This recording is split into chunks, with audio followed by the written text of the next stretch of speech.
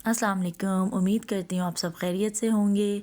आज मैं एक बार फिर आप सबके सामने हाज़िर हुई हूँ एक बहुत ही मज़ेदार वीडियो के साथ, जिसमें आज हम घर की मलाई से और बहुत मज़ेदार और आसान तरीके से देसी घी बनाना सिखाएंगे।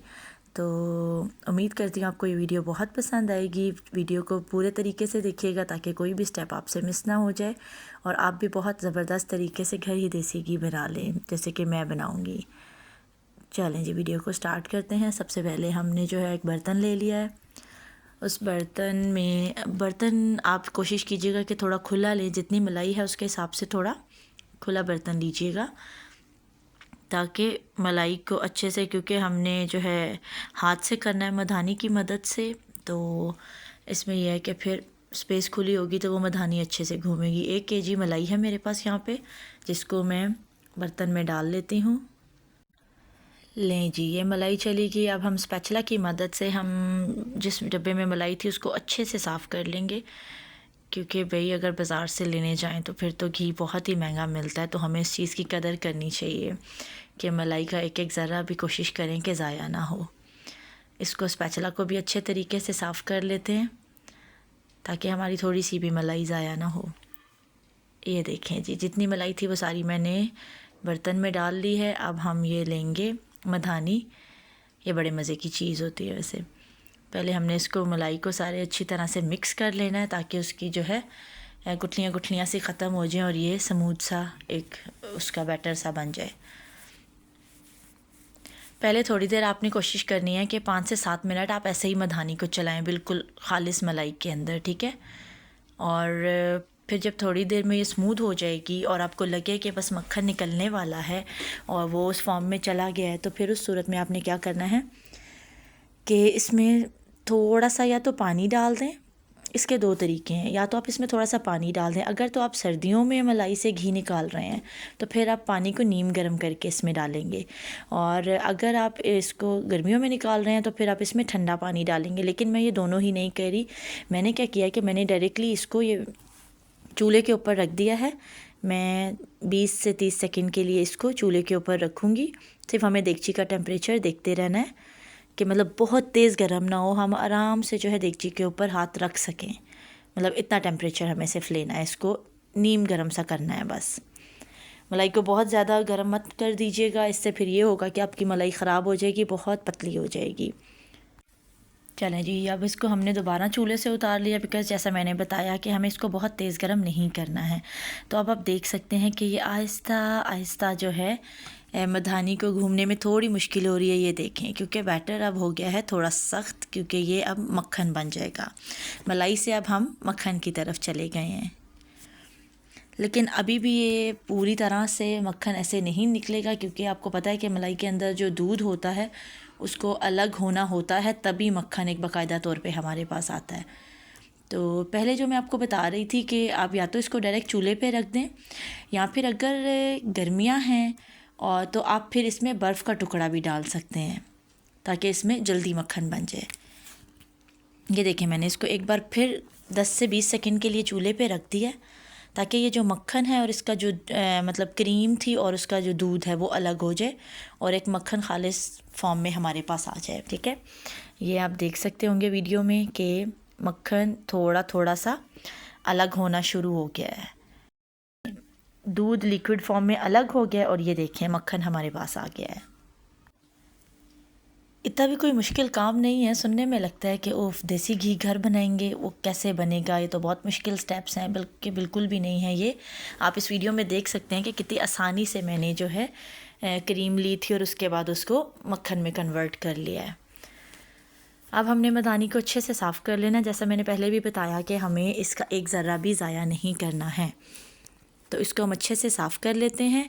अच्छा, इस स्टेज पे एक और चीज़ होती है कि या तो मक्खन बहुत अच्छी फॉर्म में ऐसे ही थोड़ा सख्त सख्त निकल आता है, और सम टाइम ऐसा होता है कि मक्खन थोड़ा सा लाइक पतला पतला सा होता है कि उसको दूध से अलग करना थोड़ा मुश्किल हो रहा होता है ऐसे। तो उस सूरत में आप क्या करते हैं कि आप इसको फ्रिज में थोड़ी देर के लिए रख लें, चाहे आप इसको आधे घंटे के लिए रख लें अगर आपको बहुत जल्दी है और आपने इसमें से मक्खन निकालना ही निकालना है, क्योंकि उस सेम डे पे आपको वो मक्खन चाहिए। और अगर नहीं चाहिए और बाय द वे बस आप घी के लिए कर रहे हैं तो फिर आप इसको थोड़ी ज़्यादा देर के लिए भी फ्रिज में रख सकते हैं। कम से कम आप इसको आधा घंटा रखेंगे, जैसे कि मैंने ये सिर्फ आधा घंटा रखा है, तो आप देख सकते हैं कि मक्खन कितनी अच्छी फॉर्म में हो गया है। और वैसे इसको आप ओवरनाइट भी रखते हैं तो कोई इशू नहीं है फ्रिज में ना। तो अब हम इसको अलग कर लेते हैं। ये मैंने देगची ले ली है जिसमें मुझे मक्खन बनाना है। ये देगची जो है एक्चुअली मैंने रखी भी मक्खन के लिए ही हुई है, इसमें मैं सिर्फ मक्खन ही निकालती हूँ। तो अब इस मक्खन को हम साइड पे जो है इसका दूध सारा निकाल लेंगे, प्रेस कर कर के हाथों की मदद से बहुत आराम से प्रेस करना है और ये बॉल सा बन जाएगा। इसको फिर साइड पे हम कर लेंगे और जब ये देगची में हम सारा मक्खन निकाल लेंगे तो फिर हमें इसको चूल्हे पे दोबारा रखना है एक नए तरीके से प्रोसेस करने के लिए, जिससे हमें देसी घी मिल जाएगा मक्खन की मदद से। तो ये देखिए जी, अब जितना मक्खन है मेरे पास, वैसे मेरे तो हसबैंड नूं भी मक्खन पसंद है तो मैं तो उन्होंने वास्ते भी कढ़दी हुंदी हाँ ज़रूर, क्योंकि वो फिर थोड़े दिन ना ताज़ा ताज़ा मक्खन जिहड़ा पराठे ते रख के शौक नाल खा लेंदे आ।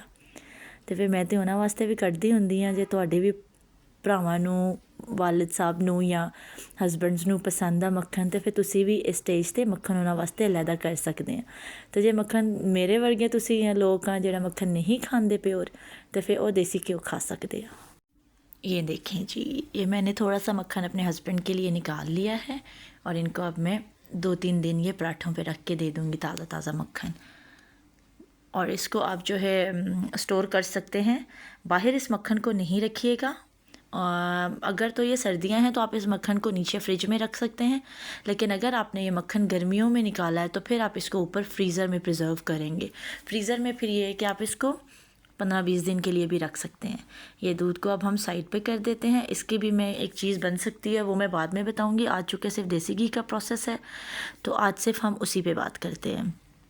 चलें जी, फ्लेम मैंने अगेन ऑन कर ली है और ये जो मक्खन अब हमने निकाला इसको अब हम चूल्हे पे रख देते हैं।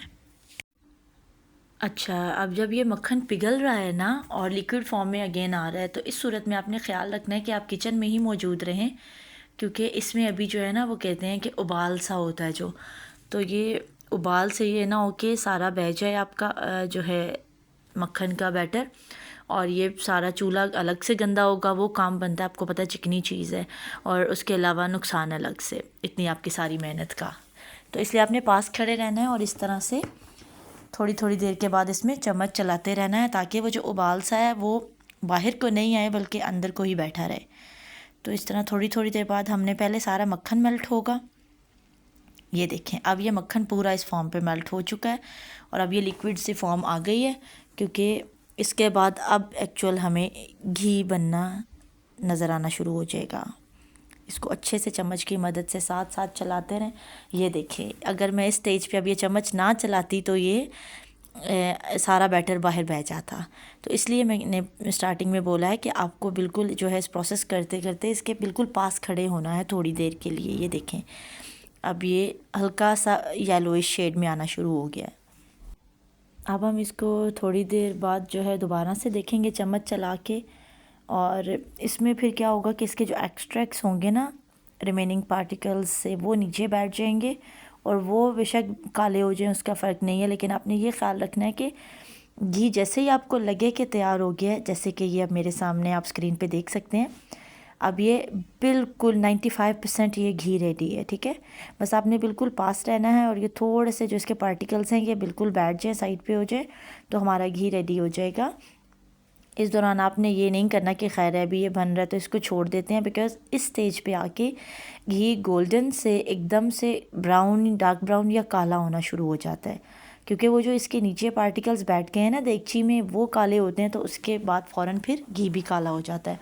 तो अब हमें जिस बर्तन में घी निकालना है उसको भी रेडी कर लेना। मैंने एक बॉल ले लिया, ये मैं नॉर्मली इसी में घी रखती होती हूँ जब भी निकालती हूँ, तो ये मैंने इसी के लिए रखा हुआ है। तो आप भी इस तरह का एक बंद ढक्कन वाला ले सकते हैं। ये देखें, घी हमारा बिल्कुल गोल्डन हो चुका है, बहुत प्यारा इसका कलर है और खुशबू भी इस टाइम देसी घी की बहुत प्यारी आ रही है। तो आपने भी इसी स्टेज पे बस देखना है कि घी को उतार लेना है चूल्हे से, क्योंकि इस स्टेज पे अगर हमने इसको अब चूल्हे से ना उतारा तो फिर ये काला होना शुरू हो जाएगा। चलें जी, एक स्ट्रेनर की मदद से अब हमने इस घी को सारा स्ट्रेन कर लेना है।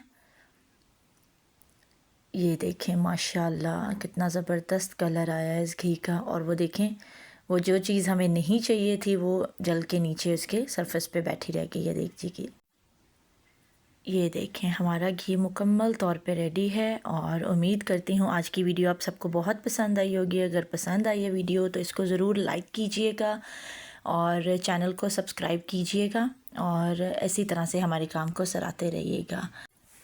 वीडियो को पूरा देखने का बहुत शुक्रिया। अपना ख्याल रखिएगा। अल्लाह हाफ़िज़।